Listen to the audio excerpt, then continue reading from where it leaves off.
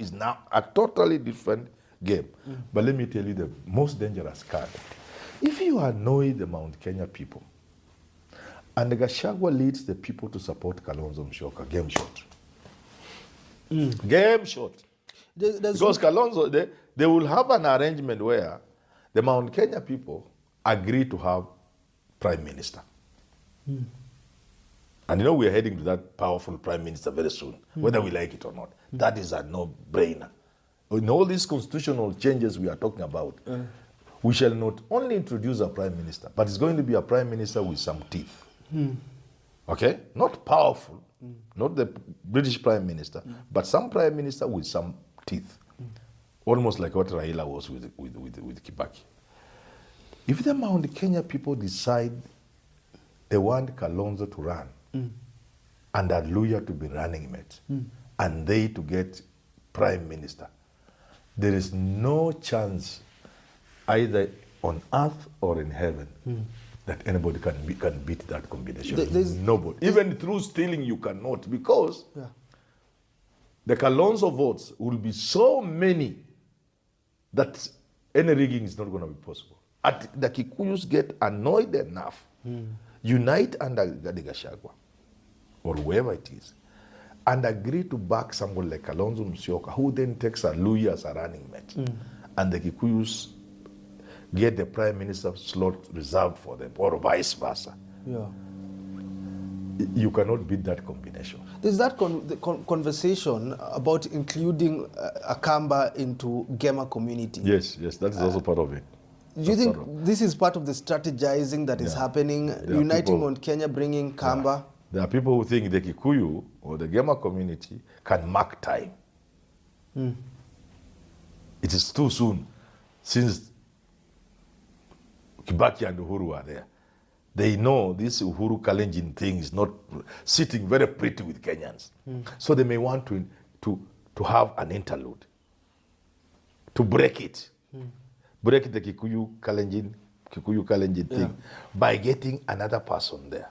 That was the thinking of people like Njonjo when they were backing Raila. They knew if you break this Kikuyu Kalenjin monotony, which is dangerous for any country, which is part of what causes situations like those in Rwanda, you can now come back and govern forever. Because wengine wameonja. That's people in Njonjo, wise men like Njonjo. They were not just backing Raila for nothing, not because they loved him. There had never been love lost between the Jaramogis and the Njonjo, but they were seeing where the community was going. So this idea of Akamba is a dangerous card. So if Kalonzo is listening, that is the route he must take. Work with the Gema people, because they will also want that break, so that they can come after you, even after another person. Supposing Kalonzo went with Oparanya, for example, not my favorite, because I'm Aluya, the favorite will be Sifuna, who has a future. Who has? A future. Or Natembea. But that's not how politics works. Kibaki chose Mudi Award, who was almost 80 years. You know. So supposing the Kikuyu backed Kalonzo, who then takes Oparanya as running mate. And supposing further that after Kalonzo, Oparanya became president, you can imagine when Kikuyus come after that. They can go for 40 years. No one will talk about... Nobody will talk about the Kikuyus overdoing this thing in this country. And that's how sometimes I see the danger, the dangerous card that is Kalonzo Musyoka. A very, very dangerous card. If Ruto annoys the Gema community bad enough, and if the Gema community wants to use that card of Kikuyu Kalenjin, say even we are not interested in this thing now. Let other people also have it. That's why we are supporting Oparanya and Kalonzo. I would wish it to be Sifuna and... because Kalonzo. You see, not because Sifuna is good or anything, he has a future. You are investing in the future. You are investing in an energetic person who even if he was somebody's running mate and they lost, he can come and stand. If you have an old man like Opolanya and they stand and lose, they go, all of them. You'll never come back. Sifuna can come the next election. Now as a presidential candidate or yet another attractive, or they go, Sifuna and Kalonzo, they win. But after Kalonzo, they have not done so well, and therefore Kalonzo loses in the next election.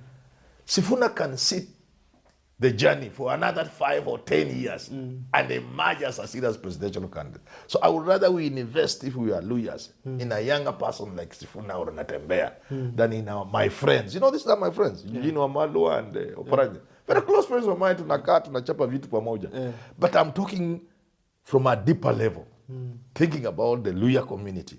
Say, if they want to invest, they invest in Sifuna or Natembeya, who has a distance to go. These other guys are my age mates, bwana. Hata kama mimi nawashinda na miaka 2-3. Now let's come back to Gachagua, because I want to understand, does he have that future? When you look at, you're talking about Sifuna very well. Yes. He's a person that can come back. Yes. Is it right to invest in Gachagua as Gema community now? Even if he loses, if he decides to run 2027, he can still support Gema community, can still show them that he's a viable presidential candidate even 2032. You see, it is in that context that I find Ndindi Nyoro and Kimani Ichung'wah not mature politicians. They were the future of the community. But they have allowed themselves to play the game wrongly or to be used, like people are saying. I'm not saying. People are saying they are being used. That's what people are saying. Because those are the people who represented the future of the community. The future of the community was more in Ndindi Nyoro, Kimani Ichung'wah than the Gachaguas. Because the Gachaguas are people who must get this thing latest 2032. After which, let me tell you, and I've said this before, I said this in 2022, around 2022, there is a generational change with us. Whether you like it, it will be forced on you.